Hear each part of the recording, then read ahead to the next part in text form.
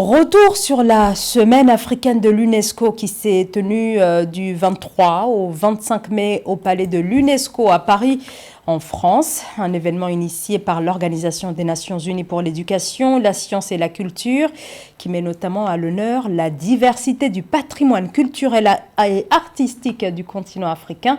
Souleymane Jules Diop, délégué permanent du Sénégal auprès de l'UNESCO, salue le bon déroulement de cet événement.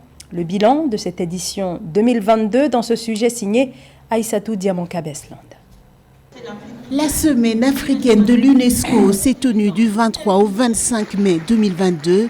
C'était une occasion particulière pour célébrer l'Afrique dans sa diversité.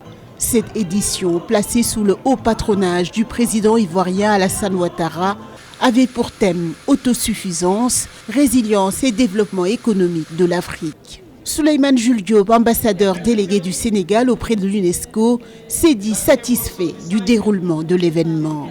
Nous avons organisé cette semaine en moins de 2 mois. Il fallait mobiliser au moins 100 000 € pour le faire. Il fallait faire venir des gens de partout, du Sénégal, de Côte d'Ivoire, d'autres pays. Il fallait mettre tout ça en place. Et entre les commissions, la mise en place des commissions et la date d'aujourd'hui, il s'est passé seulement 1 mois. Nous sommes contents parce que nous avons voulu innover.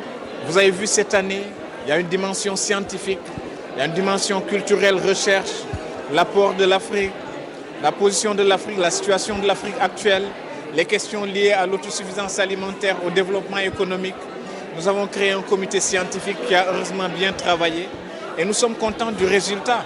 Nous n'avons jamais eu une mobilisation d'un si haut niveau. Le Premier ministre de la Côte d'Ivoire sera là à la clôture. Nous avons eu 2 ministres de la Culture du Tchad et de la Côte d'Ivoire.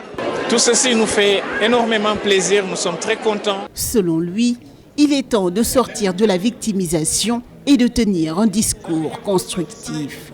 La rhétorique victimaire qui dit oui, nous avons été esclaves, nous avons ci, nous avons ça, nous avons dit non.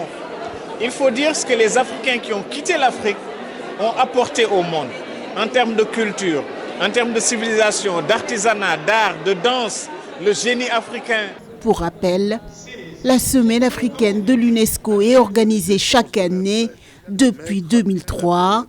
Son objectif, placer l'Afrique au cœur des priorités dans le domaine des sciences, de l'éducation, mais surtout de la culture.